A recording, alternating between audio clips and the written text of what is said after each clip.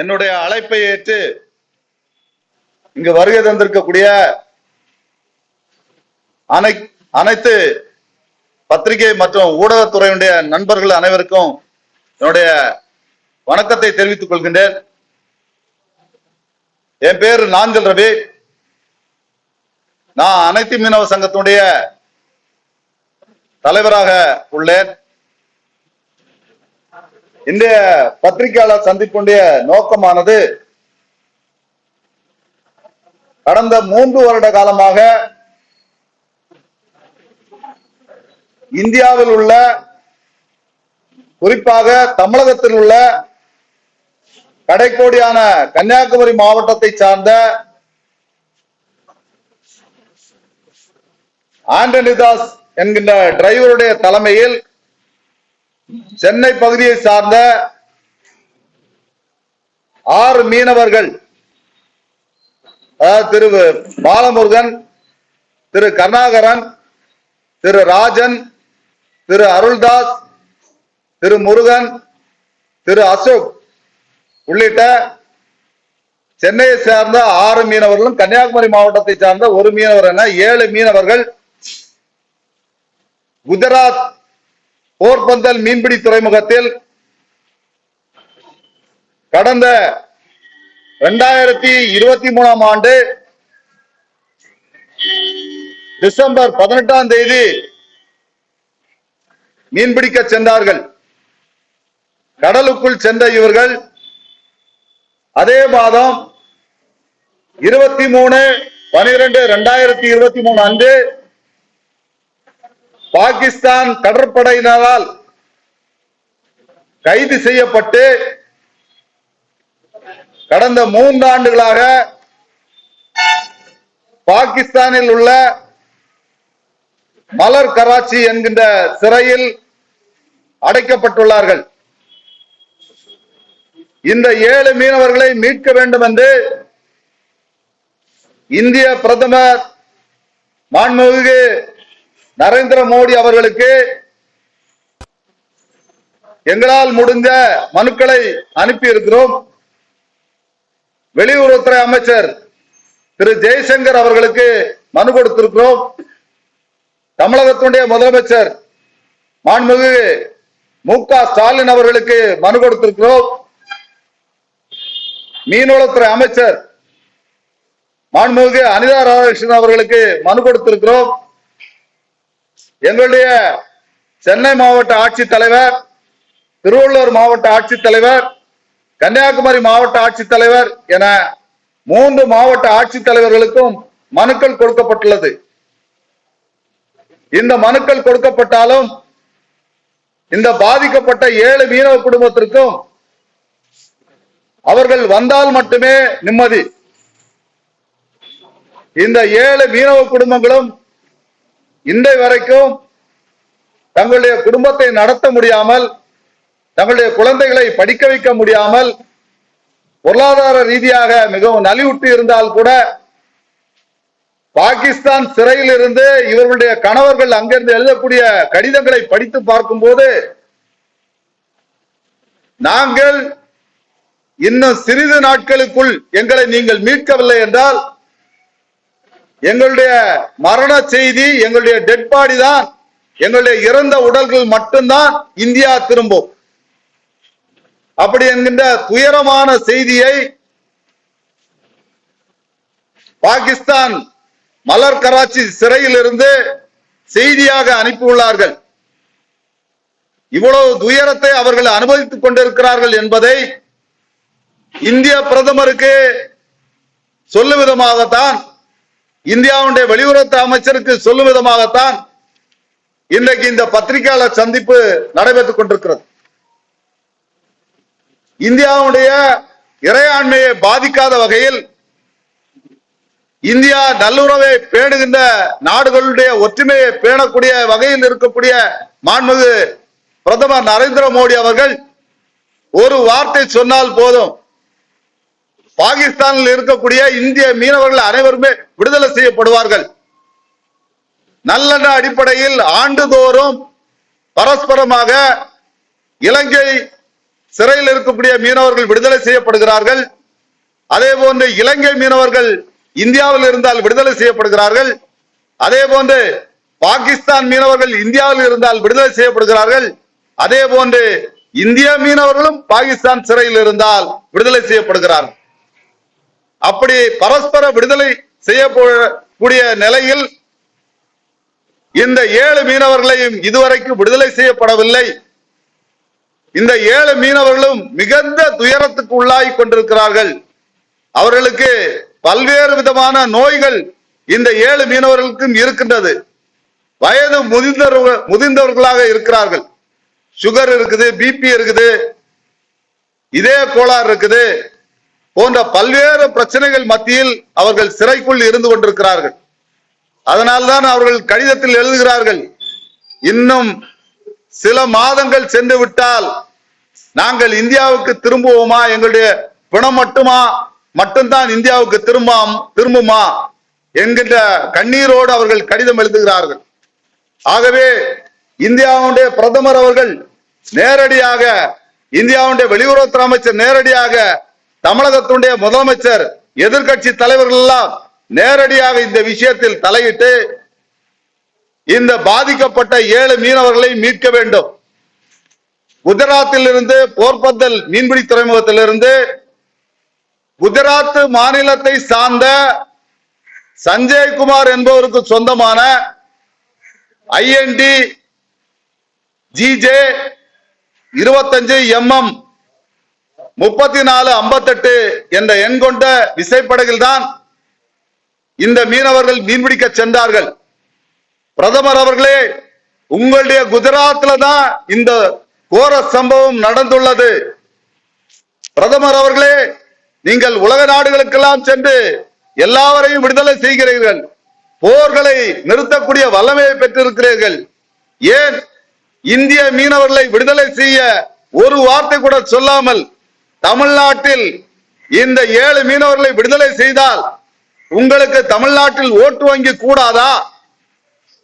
நீங்கள் வரக்கூடிய சட்டமன்ற தேர்தலில் அனைத்து இந்திய அண்ணா திராவிட முன்னேற்ற கழகத்தோடு நீங்கள் போட்டியிட்டு தமிழ்நாட்டில் வெற்றி வாகை சூட வேண்டும் என்று நினைக்கின்ற இந்த நேரத்தில் தமிழகத்தில் உள்ள இந்த மீனவர்களை ஏன் மீட்க கூடாது? பாகிஸ்தானை விடுதலை செய்து அவர்களை சும்மா அனுப்பும் போது இங்க இருக்கக்கூடிய முக்கிய பிரமுகர்கள் போய் விமான நிலையத்தில் நாங்கள் தான் அழைத்து வந்தோம் அப்படின்னு சொல்லி போய் மாலையும் சால்வையும் போட்டு கூட்டு வர்றது வேடிக்கை காட்டாமல் போர்க்கால அடிப்படையில் துரிதமாக இந்த 7 மீனவர்களை மீட்க வேண்டும் என்று அனைத்து மீனவ சங்கத்தின் சார்பில் மத்திய மாநில அரசுகளுக்கு கோரிக்கை விடுக்கின்றோம்.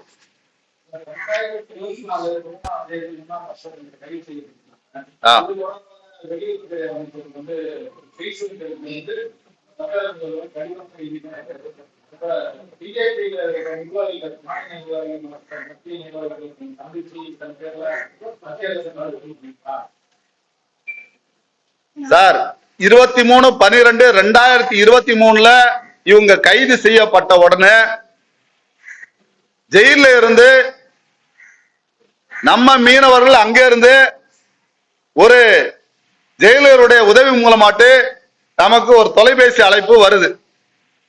அதுலதான் அவங்க சொல்றாங்க, இந்த மாதிரி நாங்க வந்த படகு எல்லை தாண்டி வந்ததா எங்களை கைது செய்து மலர் கராச்சி சிறையில நாங்க இருக்கிறோம் சொன்ன உடனே உடனடியா மத்திய அரசுக்கு நம்ம மனு கொடுத்தாச்சு, கலெக்டருக்கு கொடுத்தாச்சு, ஏற்கனவே சொன்ன சிஎம்க்கு எல்லாருக்குமே நம்ம கொடுத்தாச்சு.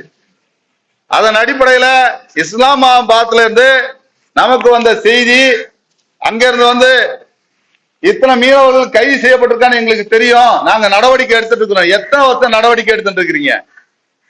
ஒரு ராணுவ வீரனை இப்படி கொண்டு போய் அங்க வச்சிருந்தா விட்டுருவீங்களா?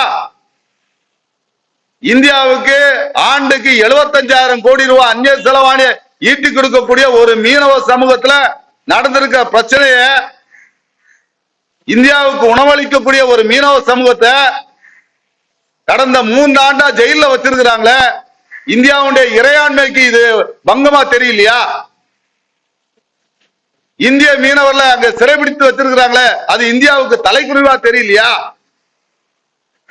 ஓட்டு நேரத்துல மட்டும்தான் நாங்க மீனவுடைய ஓட்டை கவர்றதுக்காக மீனவுடைய நண்பன் சொல்றீங்களே, கொண்டு வாங்க, மீட்டு கொண்டு வாங்க. பாதிக்கப்பட்ட குடும்பங்கள் இதோ இருக்குது, இவங்களுக்கு என்ன பதில் சொல்ல போறீங்க? அதே போல தமிழ்நாடு அரசு மிகப்பெரிய இருட்டடிப்பை செய்து கடந்த 8 வருஷமா மீனவர்ல மீன்வள வாரியத்துல உறுப்பினரா சேர்க்காத காரணத்தினால இதுல பாதிக்கப்பட்டிருக்கக்கூடிய 6 மீனவ குடும்பத்திற்கு, வெளிநாட்டு சிறைகளில் இருக்கக்கூடிய சிறைவாசிகளுக்கு ஒரு நாளைக்கு 500 ரூபாய் அவருக்கு தினப்படி வழங்கணும். அந்த தினப்படிய இங்க இருக்கக்கூடிய 7 பேர்ல ஒருத்தருக்கு மட்டும்தான் கிடைக்குது, 6 பேருக்கு கிடைக்கல. அப்படி ஒரு அரசு ஊழியருக்கு ஒரு மாத ஊதியம் வரலாம், அவரால் குடும்பம் நடத்த முடியாது. ஆனா இந்த 6 குடும்பமும் கணவர் ஜெயில இருக்கிறாரு, வெளிநாட்டு சிறையில இருக்கிறாரு. மாண்புமிகு தமிழக முதலமைச்சருடைய பொது நிவாரண நிதியும் கிடைக்கல, தினப்படியும் கிடைக்கல. ஏதோ ஒரு அசம்பாவிதம் நடந்து ஒருத்தர் செத்து போயிட்டாரா எல்லாருமே 20 லட்சம் கொடுக்கிறது, 30 லட்சம் கொடுக்கிறது, கட்டி பிடிக்கிறது, போட்டோ எடுக்கிறதெல்லாம் செய்றீங்க. உங்களுக்கு அந்நிய செலவாணியை ஈட்டி தர்றதுக்காகவும் இந்தியாவுடைய உணவு தேவையை உற்பத்தி செய்யறதுக்காகவும் பூர்த்தி செய்யறதுக்காகவும் மீன்பிடிக்க சென்ற 7 மீனவர்ல ஒரு மீனவருக்கு மட்டும்தான் நலவாரியத்து மூலமாட்டு தினப்படி கிடைக்குது. மீதி 6 மீனவர்களும் மனு செய்து மீனவளத்துறைக்கும் கலெக்டர் ஆபீஸுக்கும் நடையா நடந்து சீப்போடு ஆயிப்போச்சு. யாருமே அதுக்கு மேல அரசாங்க நடவடிக்கை எடுக்கல, எங்களை கைவிட்டுட்டான்னு சொல்லி கண்ணீரோட இங்க வந்திருக்கிறாங்க. கன்னியாகுமரி மாவட்டத்தில் இதே மாதிரி பல பத்திரிகையாளர் சந்திப்பு நடத்தி எந்த பிரயோஜனம் இல்லைன்னு சொல்லி தான் தலைநகர் சென்னையில இந்த மாதிரி பத்திரிகையாளர் சந்திப்பை நடத்தி அரசுடைய கவனத்துக்கு கொண்டு போறதுக்காக இந்த பெருமுயற்சி எடுத்திருக்கிறோம். இங்க உங்களுடைய மேலான ஆதரவை கொடுத்து இந்த பத்திரிகையாளர் சந்திப்பின் மூலமாட்டு எங்களுடைய செய்தியை உலகத்துக்கு எடுத்து சென்றதுக்கு நன்றி கூறி விடைபெறுகிறேன். நன்றி, வணக்கம்.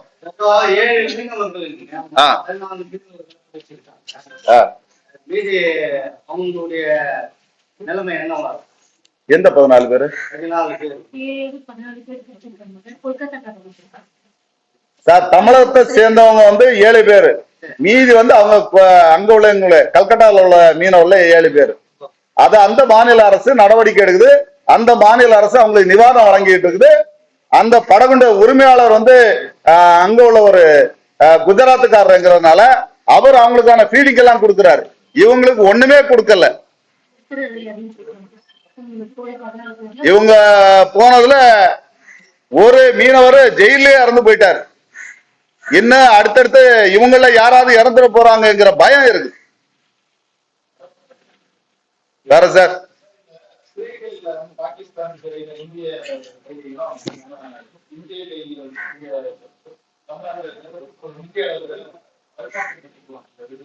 ஆமா சார், 2024 2025 நடந்த லிஸ்ட்ல இவங்க பேர்லாம் வரல சார். குறிப்பா விடுதலை ஆகக்கூடிய அத்தனை பேர் பாத்தீங்கன்னா குஜராத்தி மீனவர்களா இருக்கிறாங்க, வட இந்திய மீனவர்களா இருக்கிறாங்க. தமிழக மீனவர்களோ தென் தமிழக மீனவர்களோ இல்ல. சோ இது ஒரு பார்சாலிட்டி பாக்குற மாதிரி இருக்கு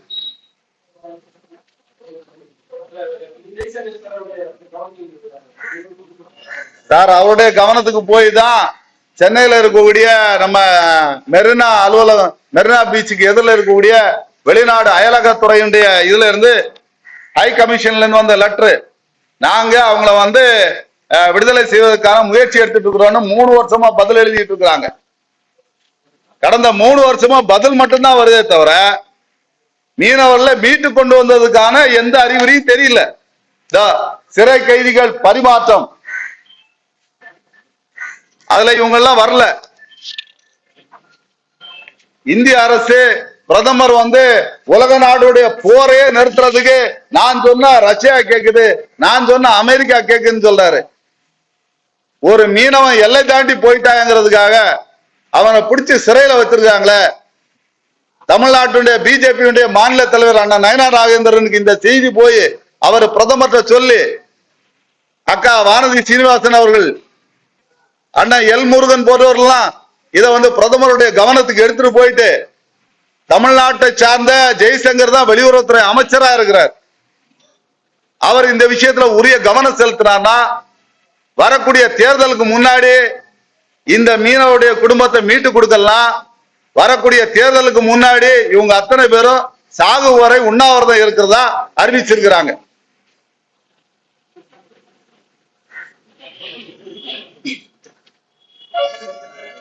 மீனவர் நல வாரியத்துல உறுப்பினரா இருந்தா மட்டும்தான் அவருக்கு அந்த தினப்படி வழங்கப்படும். கடந்த 8 வருஷமா மீனவருக்கான நலவாரிய உறுப்பினர் சேர்க்கை நடைபெறல. இந்த மீனவருடைய குடும்பங்கள்லாம் என்ன குற்றச்சாட்டாங்கன்னா அதிமுக ஆட்சி காலத்துல மீனவர் நலவாரிய உறுப்பினர் சேர்க்கை நடைபெறல, அதனால எங்க கணவர்லாம் அதுல உறுப்பினரா சேர முடியல, சேராதனால எங்களுக்கு அந்த தினப்படி கிடைக்கல. ஆனா இன்னைக்கு வெளிநாட்டு சிறையில இருக்கக்கூடிய எங்களுக்கு முதலமைச்சர் பொது நிவாரண நிதியாவது கொடுக்கலாம், இல்ல மாவட்ட ஆட்சித்தலைவருடைய ஃபண்ட்லயாவது கொடுக்கலாம், இல்ல வருவாய்த்துறையில இருந்து ஏதாவது கொடுக்கலாம், இல்ல ஏதாவது ஒரு ஸ்பெஷல் ஸ்கீம்லயாவது எங்களுக்கு அந்த நிவாரணத்தை கொடுக்கலாம். ஒரு நாளைக்கு 500 ரூபாய் கொடுத்தா கூட அந்த குடும்பத்தில் இருக்கக்கூடிய பாத்தீங்கன்னா ஒவ்வொருத்தருக்கும் 3 பெண் குழந்தை இருக்கு, ஒரு சிலருக்கு 2 பெண் குழந்தை இருக்குது. இவங்களுக்கு எல்லாம் எப்படி சாப்பாடு போட முடியும்? வேலை செய்து சம்பாதிச்சு கொடுக்க வேண்டிய கணவர் எல்லாருமே ஜெயில இருக்கிறாங்க, எல்லாமே ஹவுஸ் ஒய்ஃபா இருக்கிறாங்க, யாருமே எந்த வேலைக்கும் போனதில்லை. இப்ப அடுத்தவங்க கிட்ட சொந்த பந்தத்திட்ட சாப்பாடு வாங்கி குழந்தைகளுக்கு ஊட்டிக்கிட்டு இருக்கிறாங்க. இதுவா தமிழ்நாட்டினுடைய நிலைமை? ஒருத்தர் இறந்து போயிட்டான்னா 20 லட்சம் 30 லட்சம் போட்டி போட்டு கொடுக்குறீங்களே. சிறைவாசிகளை என்னைக்கு அது மீனவர்கள் இந்தியாவுடைய அந்நிய செலவாணியில அதிகப்படியான பங்கை ஈட்டி கொடுக்கறதுக்காக குஜராத்துக்கு போய் அங்க உள்ள விசைப்படகுல ஒப்பந்த தொழிலாளரா பணியாற்றின 7 மீனவர்கள் பாதிக்கப்பட்டிருக்காங்க. ஒரு அமைச்சர் இதுவரைக்கும் பார்க்கல. மீனவர் அல்லாதவர் மீன்வளத்துறை அமைச்சரா இருந்தா இதுவும் நடக்கு, இதுக்கு மேலையும் நடக்குங்கிறது இது ஒரு எடுத்துக்காட்டு.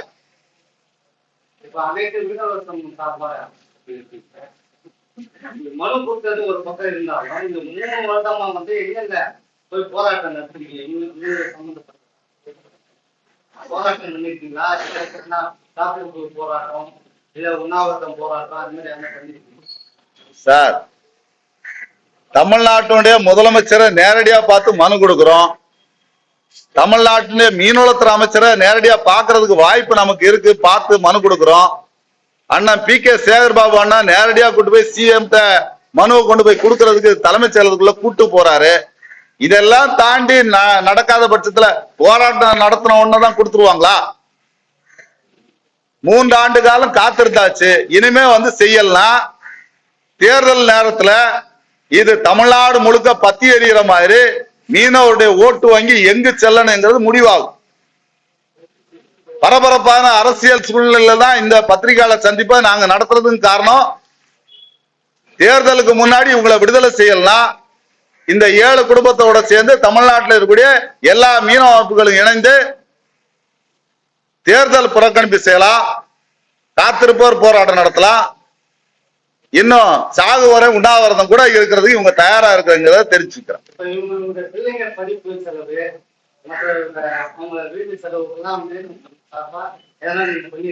நாங்க தான் சார் ஏதோ ஃபீடிங் கொடுத்துட்டு இருக்கிறோம். அரசாங்க சார்பில் ஒண்ணும் இல்லை, சொந்த பந்தங்க மற்றபடி இருக்கக்கூடிய அமைப்புகள் தான் ஏதோ கை கொடுத்துட்டு இருக்கிறாங்க.